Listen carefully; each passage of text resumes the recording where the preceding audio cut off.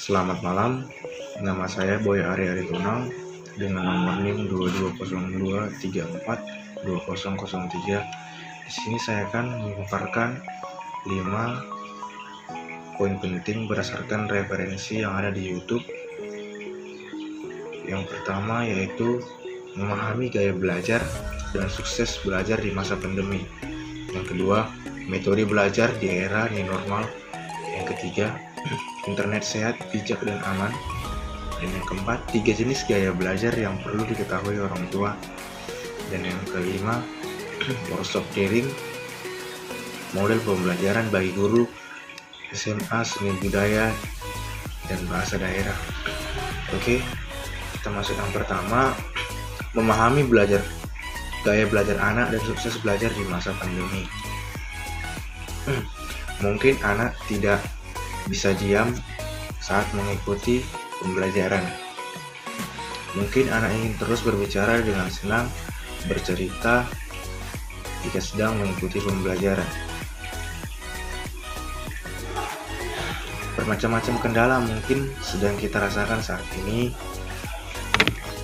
atau mungkin anak sibuk mengerjakan hal lain ketika sedang mengikuti PJJ atau pembelajaran jarak jauh. Setiap anak mempunyai gaya belajarnya yang berbeda-beda. Keadaan seperti ini bukan berarti anak tidak mampu mengikuti pembelajaran dengan baik, namun butuh cara yang tepat bagi kita sebagai orang tua dalam memahami gaya belajar anak. Mari bersama mengenal dan memahami gaya belajar anak lebih lanjut dalam webinar yang tersedia ini. Atau mungkin gaya belajar anak adalah kinestetik, di mana anak tidak bisa fokus dan menyukai aktivitas fisik yang membuatnya terus bergerak dan menciptakan sesuatu. Ketika anak terlihat tertarik melihat video atau suka menggambar saat sedang belajar, bisa saja anak mempunyai gaya belajar visual. Rileks itu menjadi konsen kita bersama.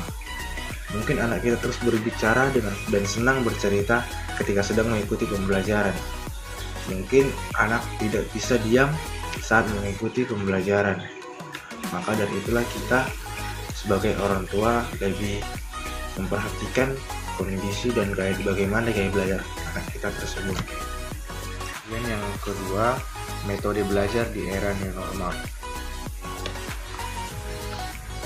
Pandemi COVID-19 telah merubah cara pandang pembelajaran yang harus dilakukan secara tatap muka menuju kepada pembelajaran secara online.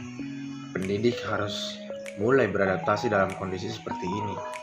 Pendidik harus mampu memahami strategi pembelajaran yang efektif, sehingga anak didik mampu memahami secara kognitif materi yang diajarkan oleh pendidik. Kondisi saat ini yaitu pembelajaran secara daring berdampak secara psikologis, seperti telah dalam mengikuti pembelajaran, bosan dan tidak mampu memahami pembelajaran. Strategi pembelajaran merupakan hal yang penting dalam proses pembelajaran dan belajar mengajar. Pendidik yang tidak memiliki strategi pembelajaran akan kesulitan dalam melaksanakan proses belajar mengajar, sehingga anak didik tidak akan mendapatkan materi pembelajaran dengan baik. Pandemi COVID-19 menjadikan sistem pendidikan harus mencari bentuk inovasi untuk proses kegiatan belajar mengajar secara efektif. Inovasi pembelajaran dibutuhkan untuk mengembangkan adanya halangan pembelajaran secara tatap muka menuju pembelajaran secara online. Pendidik harus mampu menyusun strategi pembelajaran secara efektif di era new normal ini dengan arahan materi dan pendidik dan kebudayaan Republik Indonesia. Materi pendidikan dan kebudayaan mengarahkan agar semua kegiatan belajar mengajar diadakan dari rumah dan harus menjaga jarak. Arahan tersebut menuntun pendidik untuk menyusun dan membentuk inovasi pembelajaran yang efektif sebagaimana pembelajaran tatap muka. Metode pembelajaran yang akan digunakan oleh pendidik dalam era new normal ini adalah sebagai berikut, yaitu yang pertama, pembelajaran dalam bentuk kelompok kecil. Pembelajaran dalam bentuk kelompok ini dapat melalui tutorial pembelajaran. Pembelajaran ini disesuaikan dengan kebutuhan anak didik. Model tersebut merupakan suatu bentuk pembelajaran di mana pendidik dapat memberikan perhatian terhadap anak didik untuk mencapai tujuan pembelajaran secara intensif karena dilakukan dengan cara kelompok kecil. Kemudian pembelajaran secara home visit, strategi pembelajaran seperti ini mengunjungi anak didik di rumah dalam waktu tertentu. Kemudian ada lagi pembelajaran secara project based. Pembelajaran yang berpusat pada guru dapat mengurangi tanggung jawab anak didik pada proses belajar. Poin yang berikutnya adalah internet sehat dan aman. Internet sehat dan aman atau INSAN adalah suatu program dari pemerintah Indonesia yang dicanangkan oleh Kementerian Komunikasi dan Informatika Indonesia atau Menkominfo dengan tujuan untuk mensosialisasikan penggunaan internet secara sehat dan aman melalui pembelajaran etika berinteraksi secara sehat dengan melibatkan seluruh komponen masyarakat. Penyelenggaraan program INSAN dalam bentuk roadshow dan forum diskusi. Media yang digunakan dalam kegiatan sosialisasi INSAN antara lain tatap muka, internet, televisi, radio, media cetak, media luar ruang, dan animasi. Jumlah pengguna internet Indonesia mencapai 82 juta orang dan berada pada peringkat ke-8 di dunia. Dari jumlah tersebut, 80% diantaranya adalah remaja berusia 15-19 tahun. Untuk pengguna Facebook, Indonesia berada di peringkat 4 dunia dengan jumlah pengguna internet yang mayoritas menggunakan jejaring sosial dan berbagai akses informasi, maka dapat diperlukan edukasi yang tepat mengenai informasi itu sendiri. Pengaruh konten negatif di internet berupa pornografi, perjudian, penipuan, pelecehan, pencemaran nama baik, atau cyberbullying, dan kejahatan dunia maya. Alasan mengapa diperlukannya sosialisasi dan pengendalian mengenai bagaimana perlunya memperkenalkan penggunaan internet yang baik dan sesuai sehingga dapat mengatasi bahaya yang mengancam, dan dari konten-konten negatif yang ada. Kominfo sendiri berusaha mengubah citra internet menjadi positif. INSAN juga bekerjasama dengan pemerintah daerah di Indonesia, ICT Watch, Kompasiana, Yayasan Kita, dan buah hasil program yang turut mensosialisasikan INSAN antara lain adalah INSAN Masuk Pesantren dan Kominfo Goes to Mall. INSAN Masuk Pesantren merupakan program sosialisasi INSAN yang didukung oleh relawan di Jawa Timur, Jawa Tengah, dan Jawa Barat. Internet sehat adalah salah satu konten yang digunakan dalam sosialisasi INSAN.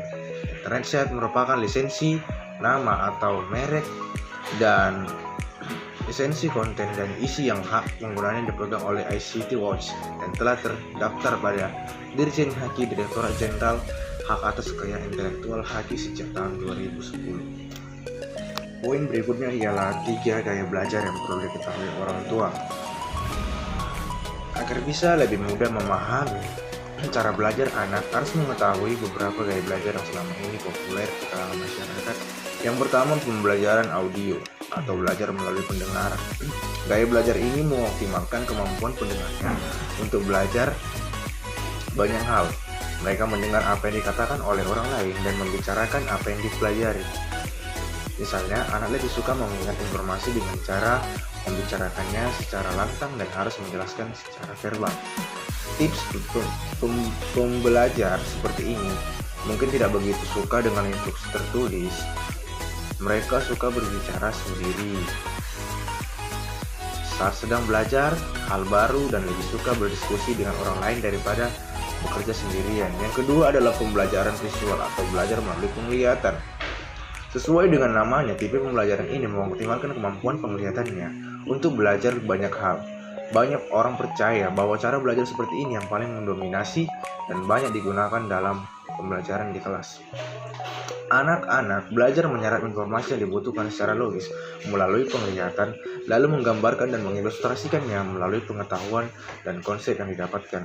Beberapa karakteristik yang termasuk dalam tipe pembelajaran ini: yang pertama, mudah mengingat visual secara detail. Kedua, yang lebih suka melihat apa yang dipelajari. Kemudian, selalu memerlukan kertas dan alat tulis. Kemudian, saat mendengarkan suka membuka coretan di kertas. Dan yang terakhir, suka menuliskan instruksi yang didengar atau melihat demonstrasi dari instruksi tersebut.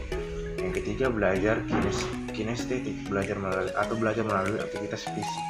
Jenis belajar ini suka sekali melibatkan aktivitas fisik dalam prosesnya mempelajari banyak hal. Melalui berbagai aktivitas inilah mereka bisa menyerap informasi lebih baik. Mereka ingin melakukan apa yang didengar atau dibicarakan ke dalam aktivitas nyata.